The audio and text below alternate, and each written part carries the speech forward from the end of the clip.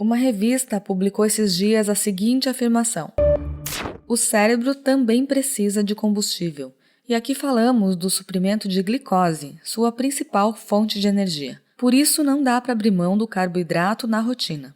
Partindo desse princípio, muitos nutricionistas explicam que a dieta low carb prejudica o funcionamento do cérebro. Será que isso tem fundamento?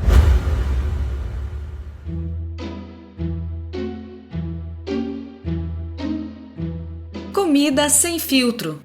Saúde, low carb, estilo de vida, evidências científicas e, claro, nossas opiniões. Toda semana um episódio novo e gratuito para você. Comigo, Dr. Souto. E comigo, Sari Fontana. Para ser avisado a cada novo episódio e receber as referências bibliográficas no seu e-mail, cadastre-se em drsolto.com.br/podcast.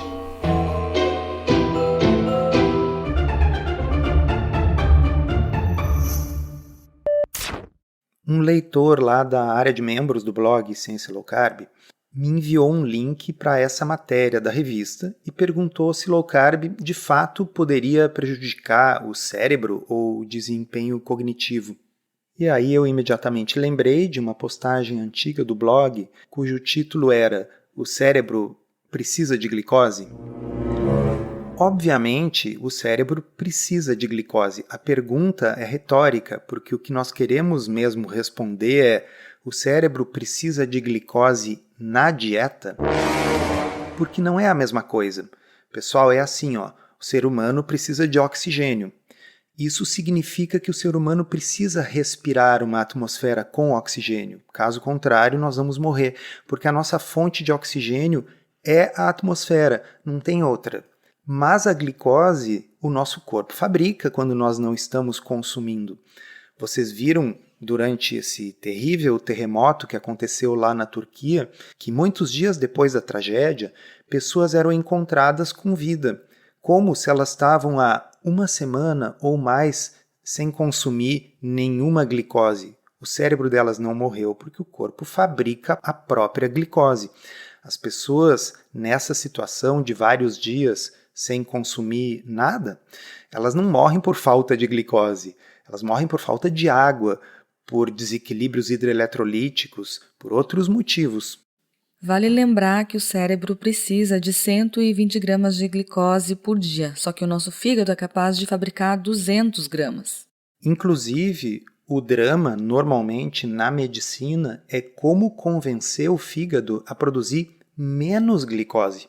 Porque no diabetes tipo 2, por que a glicemia está aumentada embora o sujeito esteja em jejum? Vocês já pensaram nisso? A pessoa vai no laboratório e a glicose no sangue está 200. E a última refeição foi 12 horas antes. Portanto, não é culpa do que a pessoa comeu, ela está em jejum.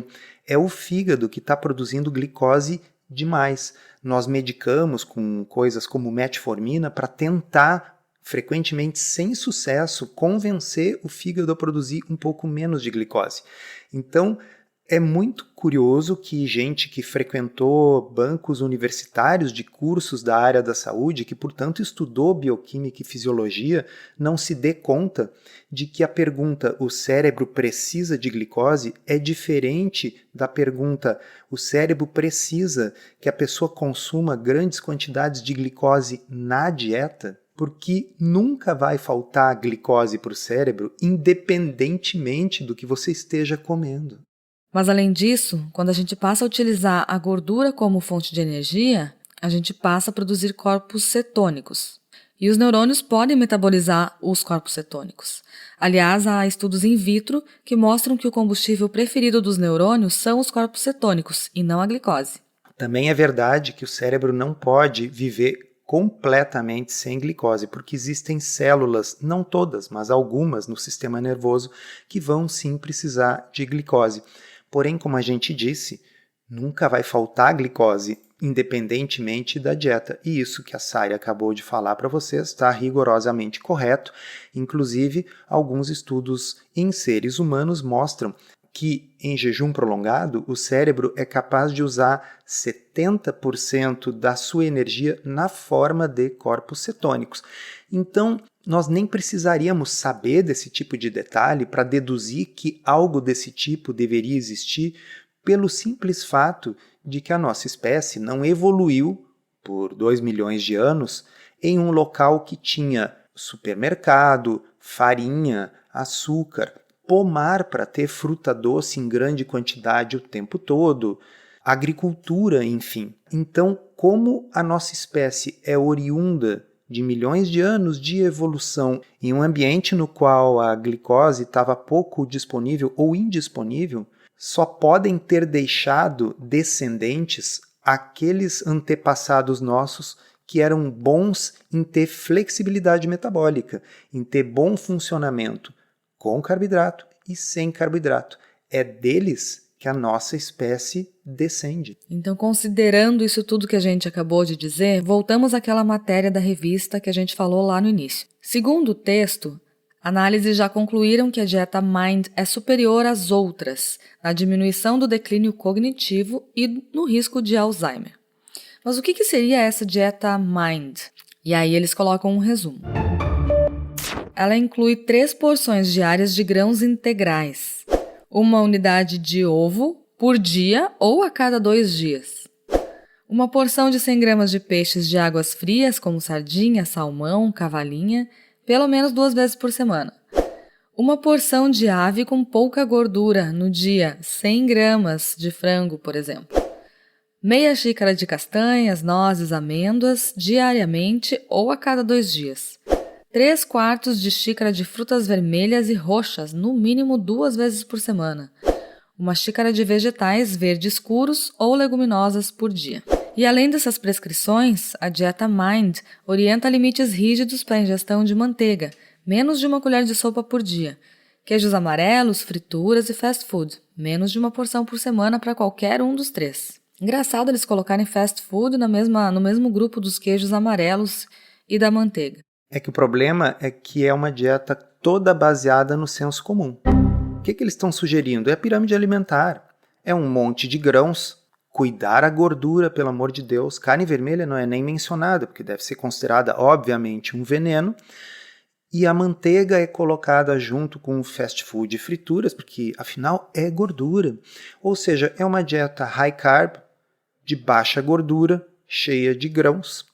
É o senso comum. E com pouca proteína magra, né? Porque 100 gramas de peixe ou de frango por dia não é muita coisa. E, obviamente, como costuma acontecer, não tem nenhuma referência bibliográfica na matéria para consubstanciar essas afirmações todas. E isso nos traz a um novo estudo que saiu publicado recentemente para avaliar os efeitos de uma dieta cetogênica sobre a cognição. Então, vamos dar para vocês um background. Os militares norte-americanos gostam de pesquisar coisas que podem potencialmente melhorar o desempenho cognitivo dos seus soldados, das suas forças especiais, porque são pessoas que estão submetidas a uma demanda muito grande sob estresse, sob privação de sono.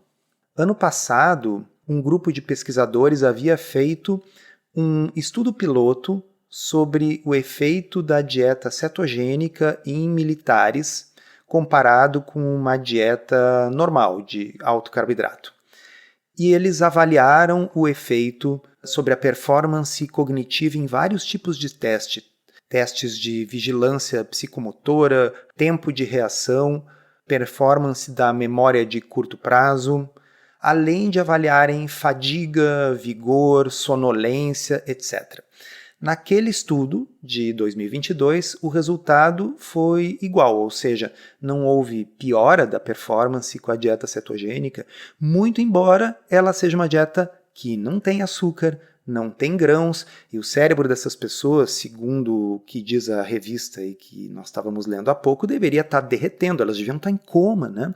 Porque afinal o grande combustível do cérebro é a glicose, e eles esquecem que a glicose não precisa vir necessariamente da dieta, e portanto deveria ser, sei lá, até incompatível com a vida uma dieta assim, quanto mais com as performances da vida militar. Pois agora, em 2023, em fevereiro, o mesmo grupo publicou um estudo pequeno piloto, mas ainda assim randomizado, no qual eles resolveram aumentar o estresse desses militares e ver daí se a performance era prejudicada ou ajudada por uma dieta cetogênica.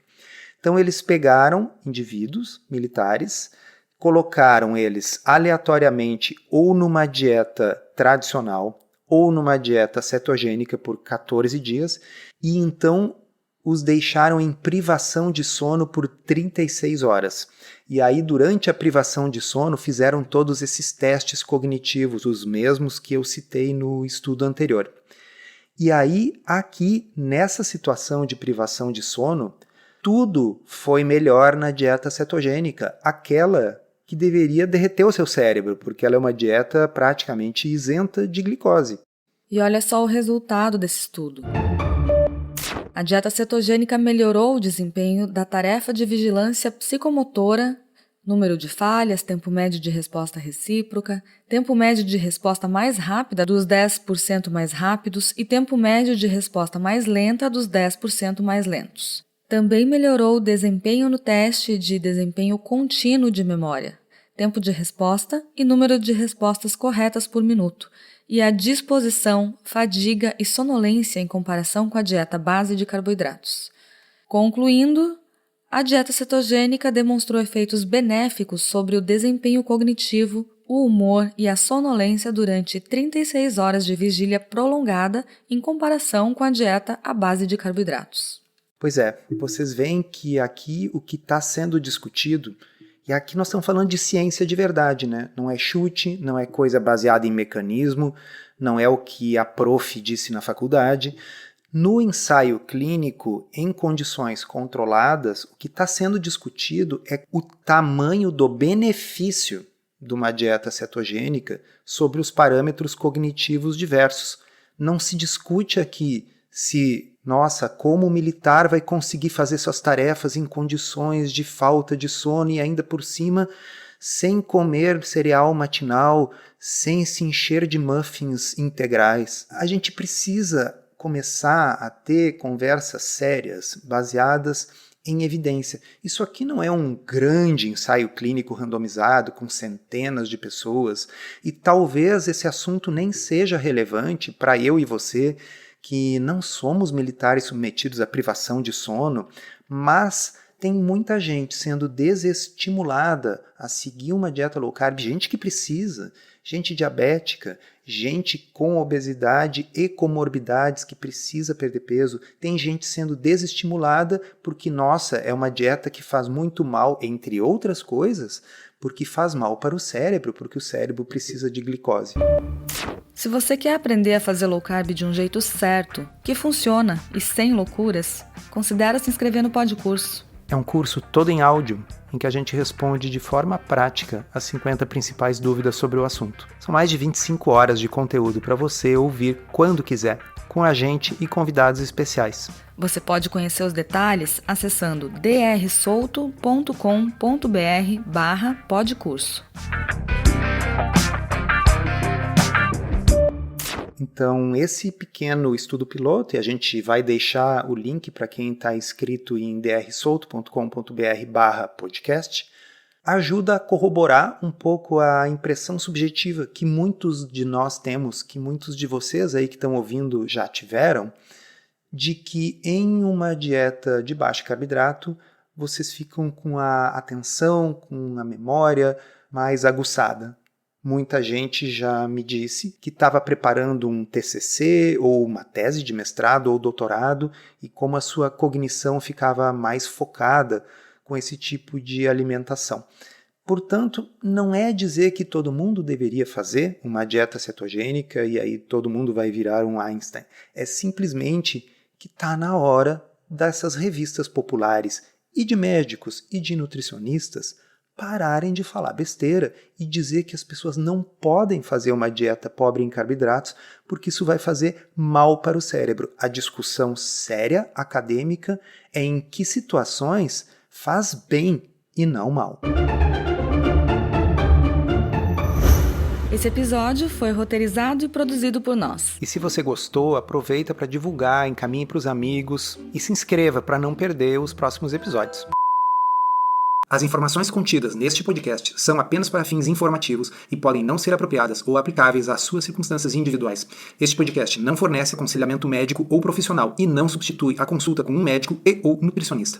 Não use este podcast para diagnóstico ou tratamento médico. Qualquer sugestão é apenas uma recomendação geral, que não é específica para qualquer pessoa ou doença em particular.